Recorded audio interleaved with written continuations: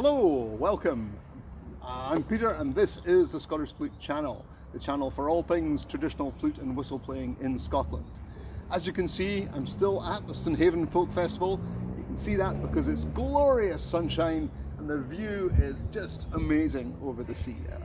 And I'm here with Tom Oakes. Hello. Tom. Hi, Peter. Nice to meet you again. You too. Tom was playing in the town hall last night with Ross Cooper. Almost forgot Ross's name there. And he was just teaching a workshop this morning. And before he dashes off back home, I've trapped him for a conversation about the life, the universe, and everything flute-wise. Favorite topic. So I'm sure a lot of the viewers will know you already, Tom, but do you just want to give us a little flavour of because you've not come from these parts of the country. No. You've come from Devon. I'm all over the place, yeah. Devon knows how you got here, as they say. Indeed. I grew up in South Devon with family who were Leeds Irish, I suppose they were. Leeds, but then in Devon, we were lucky because Devon's one of these places that people retire to. Yeah. And a lot of the big Irish communities, Birmingham and London, people retire to Devon. Wow. So it actually ended up having some really great trads, old school Irish musicians on my street and learning from them.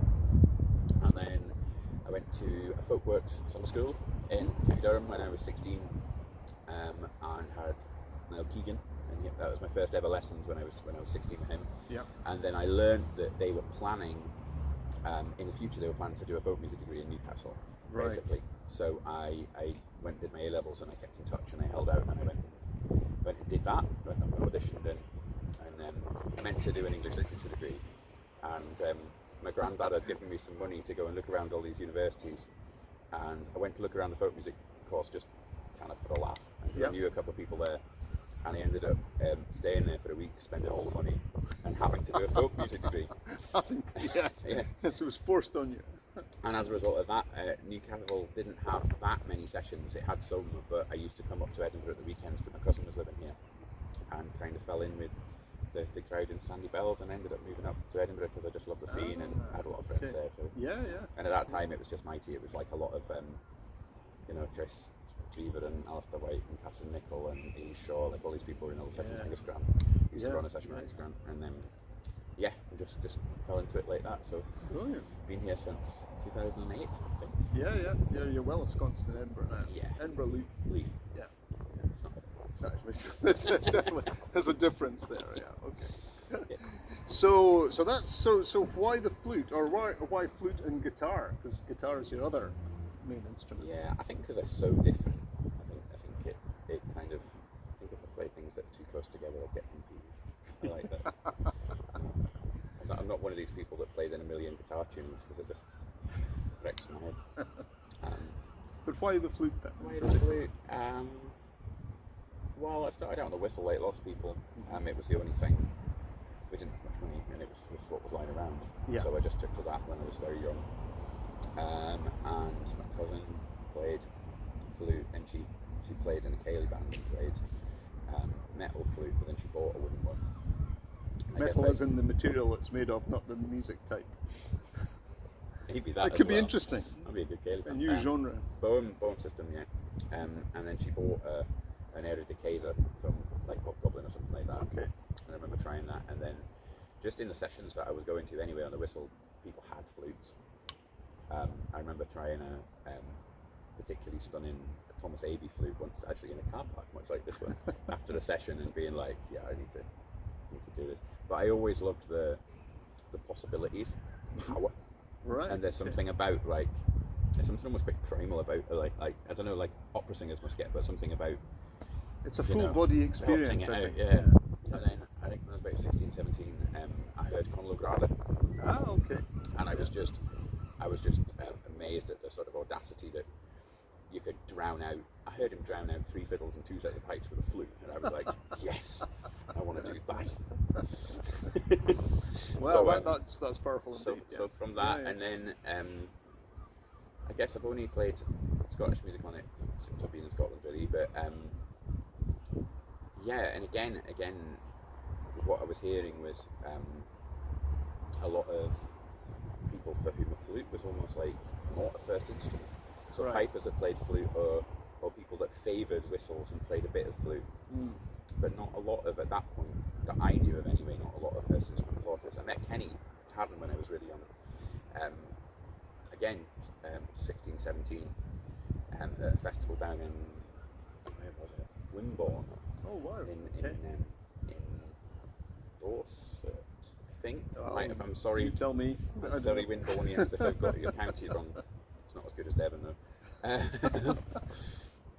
Yeah, and he was amazing, and I was really young, and I remember being at this house party late at night playing tunes, and Kenny was there, and I was really shy, but they plied me with a drink and just asked me to play, and I remember playing Colonel Fraser, I think it was. Okay, yeah.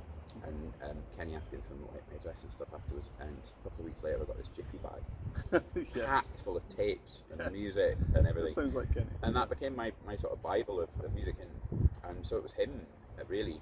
Chris Norman would have been the first Scottish flute player I heard quite early on. Yeah. And went from there. So actually it was kind of in my I'd heard it, I just didn't really play it until I came up here, and then it was mainly the fiddle repertoire, I suppose. It was a good chance to use the keys. Well, yes, and that's a thing a lot of people shy away from, as we kind of know from that workshop. Yeah. So, was there much traditional music in the area you grew up in? Yeah, a lot. Like there's I mean, the Sidmouth Folk Festival, which is yearly, which is very big. It was a lot of fun for a while, but the sessions were kind of massive. All right. Very massive, and still are. It's a big festival, but it's worth going to. It's got pretty expensive. And then there's wee ones. This is very familiar to me, Stonehaven, because we had there was a lovely festival in Cornwall, and the Dartmoor Folk Festival, which is like, if you're going to go to a festival in Devon, that's the one to go to. Okay. It's not changed.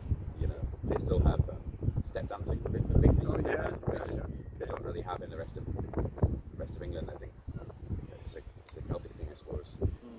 Old guys on the back of on tractor trailers in their sort of Sunday best shoes and their suit shoes. Yeah.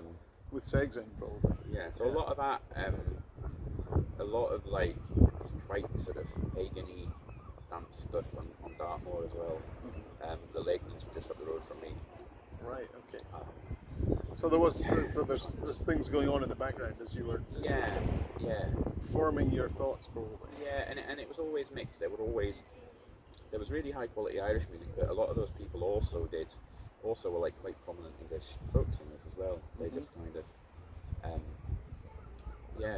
and we were lucky. A lot of people travelled through there. Yeah. Like Tony McManus was living down there for a bit, and all sorts of people just passed through the area. So we were very lucky, really.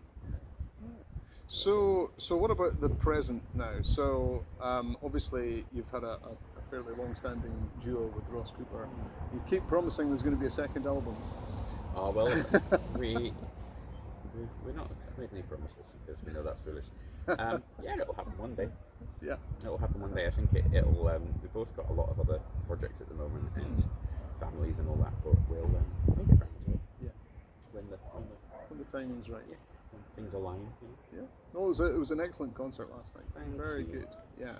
We actually do quite a lot of flute and fiddle stuff. It's just that we've got such a big gig, so maybe the next album, we never know, there might be more of that. We might get another. We work a lot with Tim Eady. Oh yeah. So that's a possibility. Yeah. We'll see. Yeah. So what other collaborations have you got going then? Well, that you can tell me about. There's my trio, Oaks Views Thought, which is kind of my that's doing all right. Daniel Thorpe and John Hughes. I'm probably a lot more 50-50 on that with the flute, and that's like 5-string fiddle and fiddle. So the 5-string kind of they sort of make up a string section. Yes, it adds an extra dimension to the whole thing. It's good. So we don't always need the guitar. So the guitar's in it sometimes, and then it's not. And that's good. That's quite a lot of new music, quite a lot of Nordic music, that sort of stuff. And then I'm doing a solo thing. Which started with an album called Water Street, which I did during lockdown, and that's now turned into what will be the sequel to that. That was a plug for Tom's solo album, by the way. Yeah.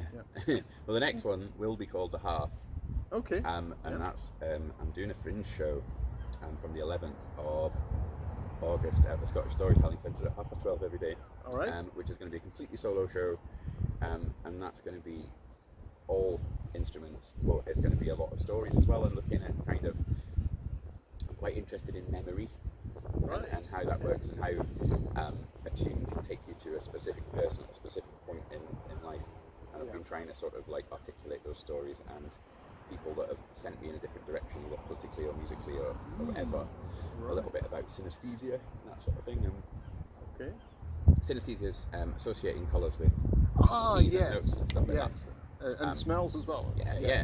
Or anything like that, I guess. And yeah, I've got I started an Instagram page for this show where I'm just getting ideas out, really, putting tunes down and ideas. Yeah. One of them recently was the Sunset by Carl McConnell. All right.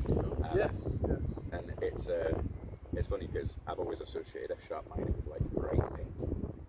Okay. And then I was just in Reykjavik, where it's at the moment it's sunset, just that's the night time. It goes from sunset to sunrise, and there's nothing in between. Yeah. The sky is just this exact shade of F sharp minor pink. Oh. And I was like, well, maybe Cahill has synesthesia as well. Maybe. And that's all I have to ask him. But yeah, that's a very fine tune. I can't play on this flute, otherwise I would play it for you. That's okay. Yeah, so the show's kind of about all that, and I've not finished writing it yet. But Okay, well, no, that sounds exciting. if anyone wants to come to it, yeah. Yeah. And What were the dates again? The 11th of August is the preview, and then it's pretty much every day at 12:30 to the end of the month, so 15 gigs in a row. Storytelling Centre. Where's that? It's on the High Street, so on the Royal Mile. Okay. Oh, right, yes. Yeah, so right in the middle of town. Yeah. So it's a good If time, you're in good time Edinburgh. of day to hear some music, I think. Yeah, absolutely. And then the other thing is a duo with Ali Hutton, All right, yeah. which we've just started, which is in its early days, but it's a lot of fun. And that'll be both of us playing lots of instruments. Yes. Well, you were playing at the last flute fling. Yeah. That was good. That was our first ever gig. Ah, right. Okay. So we'll aim to. It was nice to. This is going to sound wrong. It was nice to hear him on guitar and not on the pipes, but only because he was playing with a flute flute player mainly. We were actually going to have the pipes as well, but the nature of flutes and pipes is that my E flat flute couldn't go quite. His pipes were a little bit flat that day, and my E flat flute was just off the tuning slide. Right. It couldn't go quite flat enough. Yeah. Because they're both antique instruments, and they couldn't quite. They were just a little bit apart, and it didn't sound very nice. So we'll do the pipes and flute thing for sure, but it's just about getting the right instruments. Yeah. So what about the longer term? What's the future hold for you? Well, all of that kind of happening, I suppose. I think this fringe show, I'm sort of trying to quite like the theatre thing. I've been doing a lot of sound design and stuff like that as well. Yeah. So trying to kind of maybe tour that a bit and make another record, and then get the OBT album out this year. Yeah. Okay. Good. Yeah, we've got artwork now, so it feels real. And then I guess record this half thing as an album, and then I guess we'll see whether there's an album with Ross or an album with Ali first.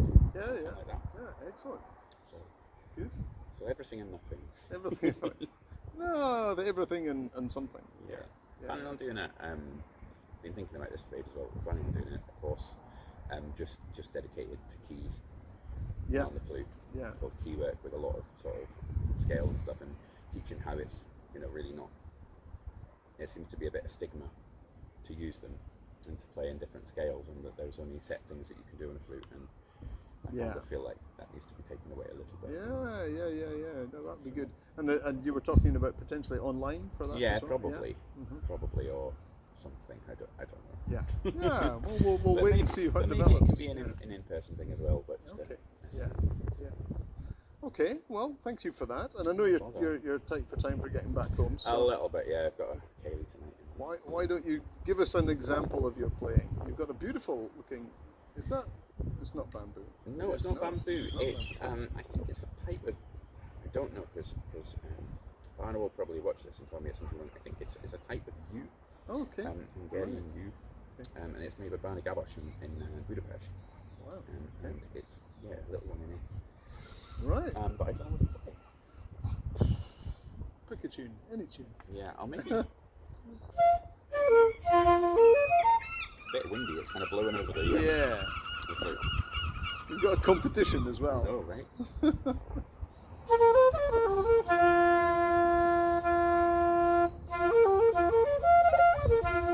A little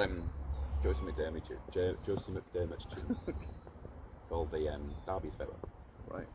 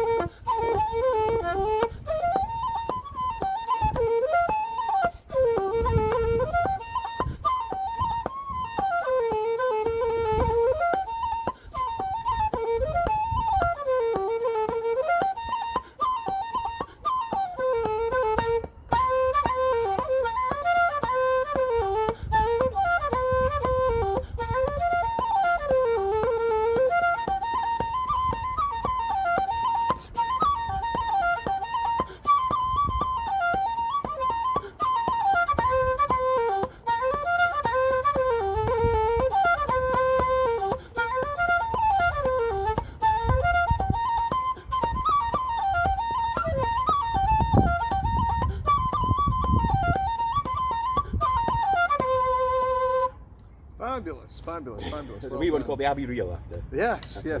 Excellent. Thank you. Right. Well, thank you very much. Thank you very much. It's lovely to see you. And you. Great. And hopefully it won't be too long till we see each other again. Yeah, see hopefully you down the road. Maybe down in Edinburgh somewhere. I'll That'd maybe be back in sunny fantastic. Stonehaven. I believe it's like this all the time. It's always like this Always in like Stonehaven, this in except Stonehaven. when it's not. Yes. But it's a great festival and everybody should. It's a brilliant festival. It's become the very Flute Festival, hasn't it? Well, we've made it that way the Yeah. last couple of years. Good. Yeah. Anyway, thanks again, Thank and you. safe travels back home. Cheers.